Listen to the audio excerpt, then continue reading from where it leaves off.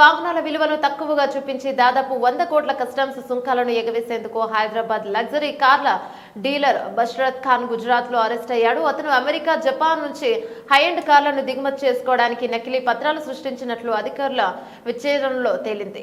Director of revenue intelligence DR ప్రకారం హైదరాబాద్ లో car launch పేరుతో కార్ల షోరూం నడిపిస్తున్న బష్రత్ ఖాన్ అధిక కస్టమ్స్ సుంకాలతో తప్పించుకోవడానికి నకిలీ పత్రాలు, తక్కువ విలువ కలిగిన ఇన్వాయిస్లను ఉపయోగించినట్లు అధికారులు తెలిపారు. ప్రాథమిక దర్యాప్తులో ఈ లగ్జరీ వాహనాలను అమెరికా, జపాన్ వంటి దేశాల నుంచి తీసుకొచ్చినట్టు తేలింది.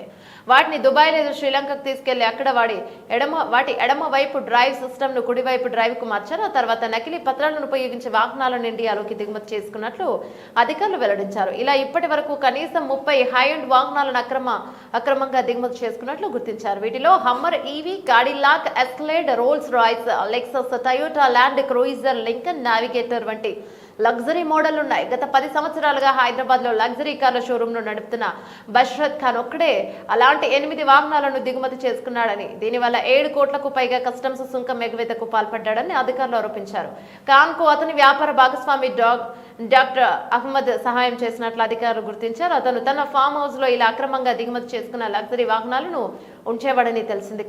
బష్రత్ ఖాన్ వద్ద కార్లు కొనుగోలు చేసిన కస్టమర్లతో చాలా మంది పన్నులను ఎగవేసేందుకు అతనికి నగదు రూపంలో చెల్లింపు చేసినట్లు తెలుస్తోంది. దిగుమతి సాఫ్ట్వేర్ కు చెందిన హైదరాబాద్, ముంబై, పూణే, హైదరాబాద్, అహ్మదాబాద్, బెంగళూరు, ఢిల్లీ అంతటా విస్తరించి ఉందని అధికారులు తెలిపారు. ప్రస్తుతం ఖాన్ కు జ్యుడిషియల్ కస్టడీకి తరలించిన అధికారులు తదుపరి దర్యాప్తు జరుగుతోందని తెలిపారు.